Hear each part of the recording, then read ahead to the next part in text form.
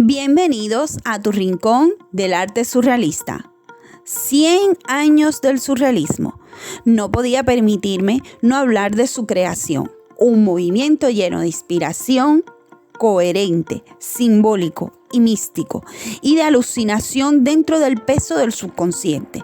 Un universo alimentado, nutrido por el más puro arte, abrazado y mantenido en la historia por los más grandes de la literatura, pintura, escultura, por los pensadores incansables en la búsqueda de la excelencia, al transmitir un mensaje al público directo, con símbolos y guiones sin límites en lo estéticamente correcto, más bien un naufragio en los sueños.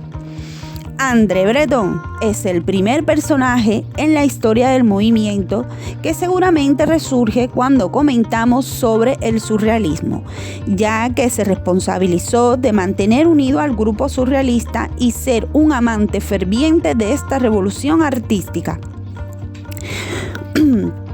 Pero como muchos artistas, fue una idea acompañada de otros que influenciaron a André y ayudaron a este, como Freud, que le permitió desarrollar una explicación más psíquica del arte para ser más coherente y significativa, dándole validez científica, convirtiéndose en el movimiento más importante del momento. Pero no podemos hablar de la historia del surrealismo sin mencionar un poeta, dramaturgo, teórico y crítico del arte naturalizado en Francia de ascendencia bielorruso-polaca, nacido en Italia. La palabra surrealista la empleó por primera vez Apollinaire en 1917. A partir de entonces se convirtió en un término usado con frecuencia por André Breton y los colaboradores de la revista Literatura. Al principio se trataba de un asunto fundamentalmente literario. Apollinaire fue un poeta, novelista y ensayista francés, conocido por sus poemas, especialmente por su capacidad de hacer caligrama, que es un conjunto de palabras dispuestas de tal manera que forman una imagen temáticamente relacionada. En 1918 está considerado uno de los precursores de las vanguardias artísticas del siglo XX, sobre todo del surrealismo, término del que fue asimismo uno de los principales impulsores de la poesía visual. Como dato curioso, fue arrestado como sospechoso de haber robado la Gioconda del mismo Museo del Louvre, tras alentar públicamente a los verdaderos culpables del hurto a quemar el cuadro de Leonardo da Vinci. Falleció el 9 de noviembre de 1918, situándose entre la más osada y visionaria de las élites artísticas. Nunca pudo disfrutar del ascenso del surrealismo, siendo esta la vanguardia que ideó y a la que le dio nombre, y que André Breton no consagró hasta varios años después de su muerte. Nació en Roma en 1880 y murió en Francia en 1918. Poeta de una sensibilidad superlativa, fue el verdadero creador del surrealismo. Peleó en la Primera Guerra Mundial, quedando con una grave herida en la cabeza. En 1909 publicó su primer libro, El encantador en putrefacción, basado en la leyenda de Merlí Viviana, al que siguieron una serie de relatos de contenido fabuloso, poemas. Publicó Bestiario o El cortejo de Orfeo en 1911 y Alcors en 1913, que reflejan la influencia del simbolismo, introduciendo importantes innovaciones formales. Ese mismo año apareció el ensayo crítico Los pintores cubistas. En contexto histórico, estamos en la etapa de la Primera Guerra Mundial. En 1914, se alistó como voluntario en el ejército francés y en 1916 fue herido, como ya dijimos anteriormente, de gravedad en la cabeza, momento en que se le concede la nacionalidad francesa. En 1918, Ediciones Sí publica su obra Las tetas de Tiresia, su poema La alegre rusa, dedicado a su nueva compañera. En abril, el Mercurio de Francia publica su nueva antología poética, Caligrams.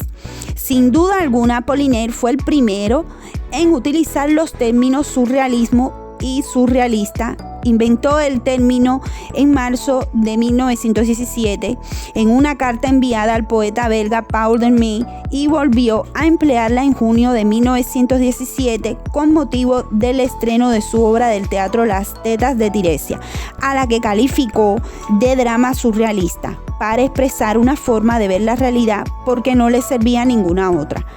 Lo que definió de la siguiente manera: cuando el hombre quiso imitar al andar, creó la rueda, que no se parece en nada a una pierna.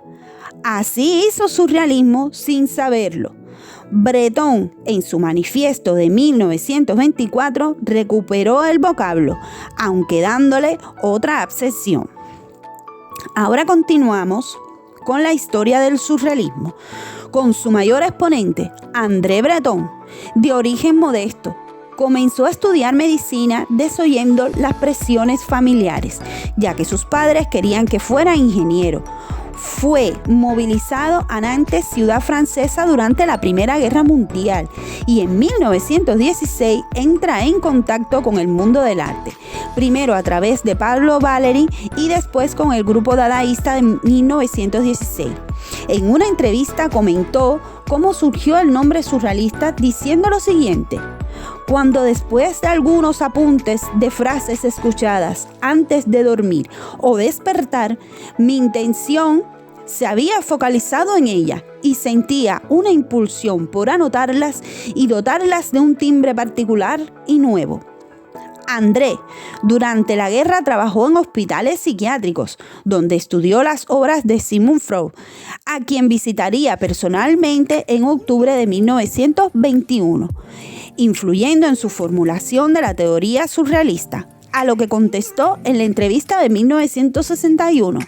Procedían de una especie de monólogo que Freud preconizaba como medio de investigación del psiquismo de sus pacientes. Breton y sus experimentos con la escritura libre de control y de la razón, preocupaciones estéticas o morales, influyó en su formulación de la teoría surrealista, convirtiéndose en pionero de los movimientos antirracionalistas, conocidos como dadaísmo y surrealismo, a lo que comentó: habíamos Paul y yo rellenado un número considerable de cuadernos de escritura no vigilada. Nos prohibimos releernos o apreciar durante su consecución el producto de esta actividad. En 1920 publicó su primera obra, Los campos magnéticos, en colaboración con Philippe Soupault, en la exploración de las posibilidades de la escritura automática. El año siguiente rompió con Tristan Tzara, el fundador del dadaísmo. Sobre el dadaísmo, Breton comentó: nos topamos con el dadaísmo, Soupault, Aragón y yo, alrededor de 1918, cuando apareció el manifiesto Dada, publicado por Tzara cuando todavía estaba en Zúrich. Había un gran parentesco que era, sobre todo, afectivo, porque este manifiesto y de manera general los diferentes dadaístas expresaban una gran revuelta en contra de la sociedad de la época y del sistema de valores que estaba activo hasta antes de la guerra. En 1924 escribió Manifiesto del Surrealismo. El surrealismo se basa en la creencia, en la realidad superior de ciertas formas de asociación desdeñadas hasta la aparición del mismo, y en el libre ejercicio del pensamiento.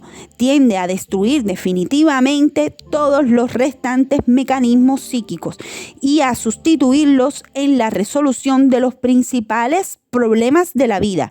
En este manifiesto, además, se asientan las bases del automatismo psíquico como medio de expresión artística que surge sin intervención del intelecto. Ahora mencionaré mujeres del surrealismo del siglo XX. Os preguntaréis por qué. Pues porque, por desgracia, los hombres de su época fueron valorados, mientras que éstas sufrían la invisibilidad, absentismo y poco reconocimiento de sus obras, siendo los hombres los que se llevaban el mérito de las musas silenciadas de su época. Leonora Carrington, Es innegable que su obra es grande en fantasía, formas místicas y detalles que sugieren interpretaciones varias. Peggy Guggenheim organizó la primera de las exposiciones dedicadas a mujeres artistas representantes de la vanguardia, titulada Exhibición de 31 Mujeres. En 1945, Peggy repitió la exposición, titulada esta vez The Woman.